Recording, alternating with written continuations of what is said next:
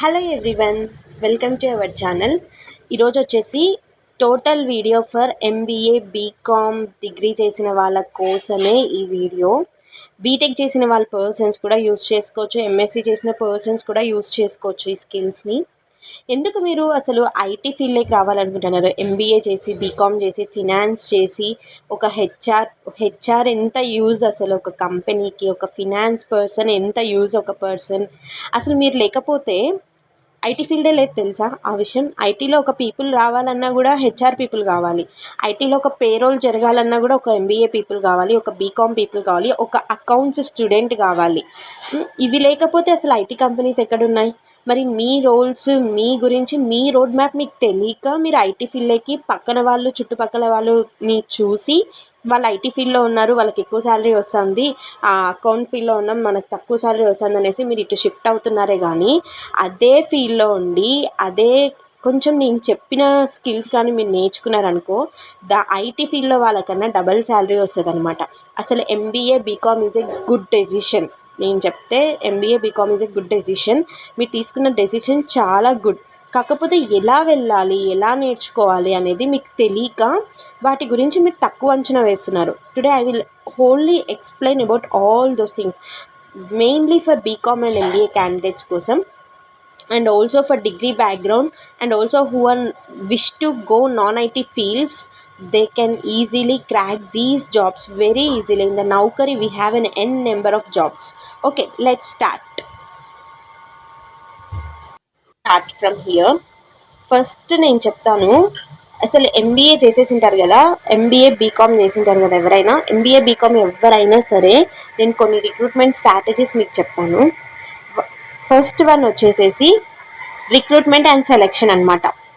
మీ roles ఎలా ఉంటాయి తెలుసా? Talent management, performance management, employee management, conflict, organisation. ఈ ఫర్ ఎగ్జాంపుల్ నేను చెప్తున్నాను, ఒక ఎంప్లాయ్ రావాలంటే లోపలికి హెచ్ఆర్ కావాలి, పేరోల్ జరగాలి, పిఎఫ్ స్టేట్మెంట్స్ జరగాలి, అకౌంటింగ్, ఆడిటింగ్, మొత్తం ఒక కంప్లీట్ థింగ్స్ రావాలంటే ఎవరు కావాలి? ఒక ఎంబీఏ పర్సన్, ఒక ఫినాన్స్ పర్సన్ కావాలి. ఈ ఫినాన్స్ పర్సన్ ఎక్కడి నుంచి వస్తాడు? అకౌంట్స్ నేర్చుకున్న పర్సన్ వస్తాడు. ఈ అకౌంట్స్ ఎవరు నేర్చుకుంటారు? ఒక బీకామ్ పర్సన్, ఒక ఎంబీఏ పర్సన్ ఈ అకౌంట్స్ నేర్చుకుంటారు. లీడర్షిప్ టీం కావాలి, సెక్యూరిటీ టీం కావాలి. ఈ లీడర్షిప్ టీం ఎవరు? MBA person. And also security team ఎవరు? ఒక ఎంబీఏ పర్సన్, ఒక బీకామ్ పర్సన్, ఒక కామర్స్ పర్సన్. కామర్స్ని అంత తక్కువ అంచనా అస్సలు వేయద్దు. మీరు లేకపోతే అసలు ఐటీ ఫీల్డే లేదు. ఐ మీన్ ఐటీ ఆపరేషన్స్ జరగాలంటేనే అసలు మీ ఎంబీఏ పీపుల్ అనేది చాలా అవసరం. ఒక ఆర్గనైజేషన్ డెవలప్ అవ్వాలన్నా కూడా, ఒక రిక్రూట్మెంట్ సెలెక్షన్ జరగాలన్నా కూడా ప్రతి ఒక్క దానికి ఒక బీకామ్ పర్సన్, ఒక ఎంబీఏ పర్సన్ చాలా use. I will say everything about you. Strategic HR, ఒక హెచ్ఆర్, ఒక ట్రైనింగ్ అండ్ డెవలప్మెంట్ డెవలపర్ ఇచ్చినా కూడా ఆ training and development HR buddies అని జరుగుతూ ఉంటాయి. హెచ్ఆర్ బడ్డీస్ ఎవరు? మరి బీకామ్ పర్సనే కదా. ఇలాంటి రోల్స్ మీరు మిస్ చేసుకుంటున్నారు. వీళ్ళ ప్యాకేజెస్ ఎంత ఉంటాయి తెలుసా? నియర్లీ స్టార్టింగ్ ప్యాకేజే 5 LPA నుంచి ఉంటుందన్నమాట. నియర్లీ స్టార్టింగ్ ప్యాకేజ్ వాళ్ళకి. నెక్స్ట్ వచ్చేసేసి పేరోల్ మేనేజ్మెంట్. ఇదంతా హెచ్ఆర్కి సంబంధించినది. ఒక ఎవరైనా హెచ్ఆర్ రోల్కి వెళ్ళాలనుకుంటే ఇలా ఈజీగా వెళ్ళొచ్చు. నెక్స్ట్ వచ్చేసి పేరోల్ మేనేజ్మెంట్ అంటే ఒక పర్సన్కి శాలరీ రావాలంటే శాలరీ స్ట్రక్చర్ డిజైన్ చేయాలా, పేరోల్ని ఎలా ప్రాసెస్ చేస్తారు, వాళ్ళకి ఎంప్లాయ్ ఐడి ఎలా ప్రొవైడ్ అవుతుంది, వాళ్ళకి ఇన్కమ్ ట్యాక్స్, పిఎఫ్, ఈఎస్ఐ ఒక ఫ్రెషర్కి ఎలా ప్రొవైడ్ చేస్తున్నాం, బెనిఫిట్స్, లీవ్ మేనేజ్మెంట్, లీవ్స్ని ఎలా మేనేజ్ చేస్తున్నారు, అటెండెన్స్ని ఎలా మేనేజ్ చేస్తున్నారు, ఎంప్లాయీ డేటాని ఎలా మేనేజ్ చేస్తున్నారు, payroll process, payroll accounting, auditing, complaints, ఏదైనా ఇష్యూస్ జరిగితే మొత్తం ప్రతి ఒక్కటి ఎవరు హ్యాండిల్ చేస్తారు తెలుసా? ఒక కామర్స్ స్టూడెంట్ హ్యాండిల్ చేస్తారు. మరి పేరోల్ మేనేజ్మెంట్గా మీరు వెళ్ళొచ్చు కదా. బడీ మేనేజ్మెంట్, లీడర్షిప్ మేనేజ్మెంట్, ఇవన్నీ ఎవరు? ఒక ఎంఎన్సీ కంపెనీలో హెచ్ఆర్కి ఉన్న పొజిషన్, ఉన్న శాలరీ ప్యాకేజ్ చాలా మందికి తక్కువే ఉంటుందండి. మీరు నమ్ముతారో నమ్మరో, పేరోల్ సిస్టమ్ వాళ్ళకి చాలా బాగా ఉంటుంది salary, because they are handling everything. మీకు తెలుసా, మన కోవిడ్ టైంలో ఐటీ వాళ్ళకి మొత్తం పడిపోయింది కానీ హెచ్ఆర్ వాళ్ళకి, ఎంబీఏ వాళ్ళకి పడిపోలేదు. మీకు తెలియట్లేదు, ఏ స్కిల్స్ నేర్చుకోవాలి, ఏ రోల్స్కి వెళ్ళాలి, ఇవి తెలియట్లేదు, ఏ రోల్స్కి అప్లై చేయాలో తెలియట్లేదు. ఇట్లా పేరోల్ మేనేజ్మెంట్కి, హెచ్ఆర్కి, బడీ మేనేజ్మెంట్, బెనిఫిట్స్ ఇలాంటి వాటికి అప్లై చేస్తే కదా మీకు జాబ్స్ వచ్చేది. నెక్స్ట్ వచ్చేసేసి this is one of the thing. A skills నేర్చుకోవాలి, ఏ సర్టిఫికేషన్స్ చేయాలి అనమాట. ఈ సర్టిఫికేషన్స్ వచ్చేసి ఫస్ట్ వన్ వచ్చేసి human resource management system. Human resource management system అని మీరు గూగుల్లో టైప్ చేస్తే యుడెమీ సర్టిఫికేషన్ అయినా వస్తుంది, లేకపోతే యూట్యూబ్లో కూడా నేర్చుకోవచ్చు. పేరోల్ స్ట్రక్చర్, ఒక పేరోల్ సాఫ్ట్వేర్ గురించి నేర్చుకోండి. యూట్యూబ్లో సెర్చ్ చేయండి పేరోల్ సాఫ్ట్వేర్ అంటే ఏంటి అనేసి. మరి పేరోల్ సాఫ్ట్వేర్ గురించి తెలుసుకుంటే మీకు జాబ్స్ రావా?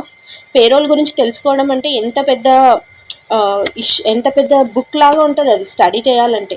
ఆ పేరోల్ గురించి తెలుసుకుంటే మీకు జాబ్స్ రావా? ఒక హెచ్ఆర్ ట్రైనింగ్ ఇవ్వకముందే ఒక ఎంబీఏ పర్సన్ పేరోల్ గురించి నేర్చుకున్నాడు, హ్యూమన్ రిసోర్స్ మేనేజ్మెంట్ గురించి నేర్చుకొని సర్టిఫికేషన్ చేశారు అంటే మీకు జాబ్స్ రావా?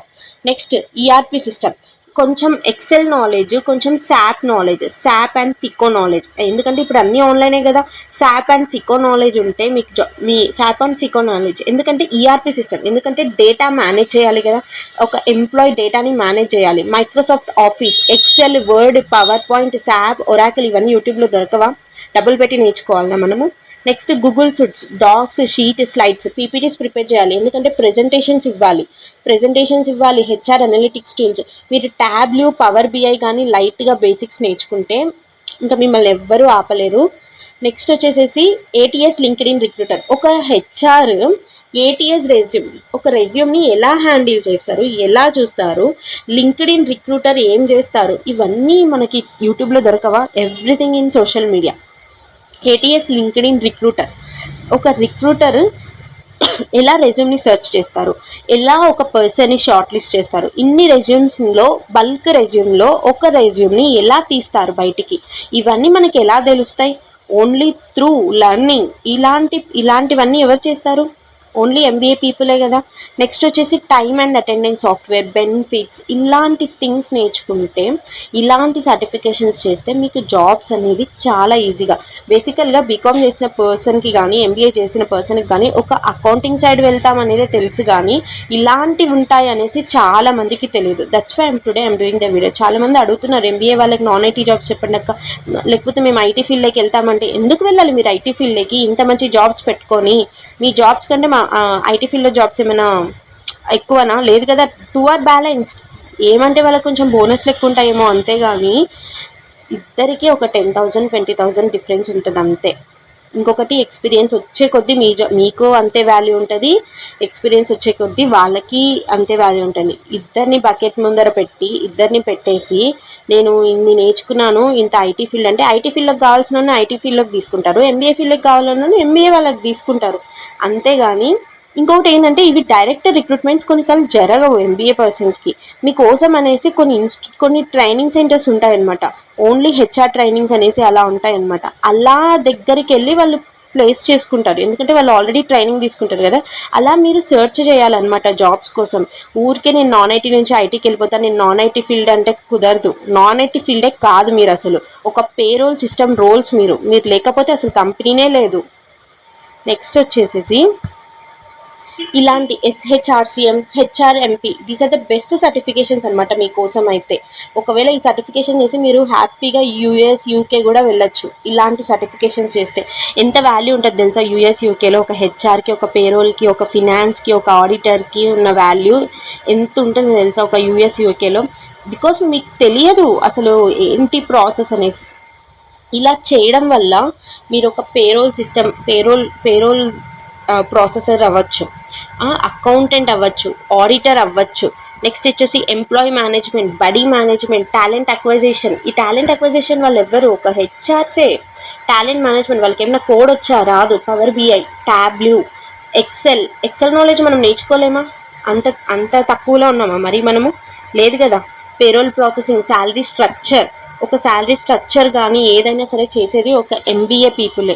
సో ఎంబీఏ వాళ్ళకి మేము నాన్ ఐటీ నుంచి ఐటీకి వెళ్ళాలి అనేసి పెట్టుకోవద్దు. ఎంతసేపు అదే కాదు, మా చుట్టుపక్కల వాళ్ళు ఇలా చేశారు నేను అలానే చేస్తాను, అలా కాదు మీరు నేర్చుకోవాల్సింది.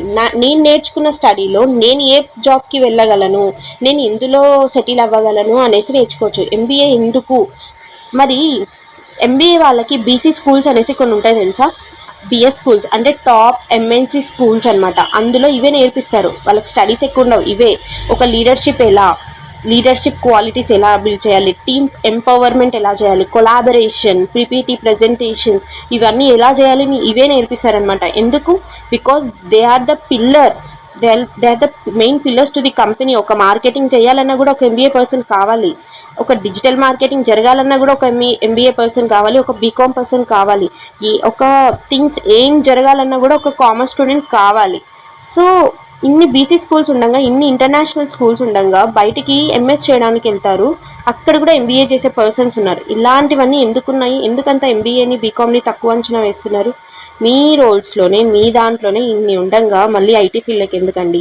హ్యాపీగా ఇవి నేర్చుకొని వెళ్ళండి. నేర్చుకొని కొంచెం జాబ్ సపోర్ట్ తీసుకొని, కొంచెం మీ ఫ్రెండ్స్ ఎవరైనా ఆల్రెడీ హెచ్ఆర్స్ ఎవరైనా ఉంటే వాళ్ళని అడిగి కనెక్ట్ అయ్యి నేను ఎలా వెళ్ళాలి ఏంటి అనేసి కనుక్కొని రిఫరెన్సెస్ తీసుకొని, లింక్డ్ఇన్లో ఉన్నారు కదా చాలామంది, నేను ఆల్రెడీ చెప్తూనే ఉన్నాను లింక్డ్ఇన్లో ఉన్నారు చూడండి అనేసి, అందులో చూసి రిఫరెన్సెస్ తీసుకొని అటెండ్ అవ్వండి. అటెండ్ అవుతే మీకు ఖచ్చితంగా మీ దాంట్లోనే మీరు హ్యాపీగా సెటిల్ అయిపోవచ్చు. ఇప్పుడు సడన్గా నేను ఐటీలోకి వెళ్ళాలి, కోడింగ్ నేర్చుకోవాలి, ఇదంతా అవసరమా? మీరు నేర్చుకున్న దాంట్లోనే హ్యాపీగా పెద్ద ప్యాకేజెస్కి వెళ్ళడం అవసరమా? That's all about the video and try to understand these things. Don't ఊరికే రష్ అవ్వద్దు, నేను ఐటీలోకి వెళ్ళిపోవాలని. అంత అవసరం లేదు. మీరు నేర్చుకున్న దాంట్లోనే మీకు పెద్ద పెద్ద ప్యాకేజెస్ వస్తాయి. ఒక హెచ్ఆర్కి ఒక 4 years ఆఫ్ ఎక్స్పీరియన్స్ వచ్చిందనుకో, అతనికి మినిమం 10 lakhs 15 lakhs ప్యాకేజ్ ఉంటుంది, ఒకవేళ హీఈస్ ఎ వెల్ పర్సన్ అయితే. ఓకే.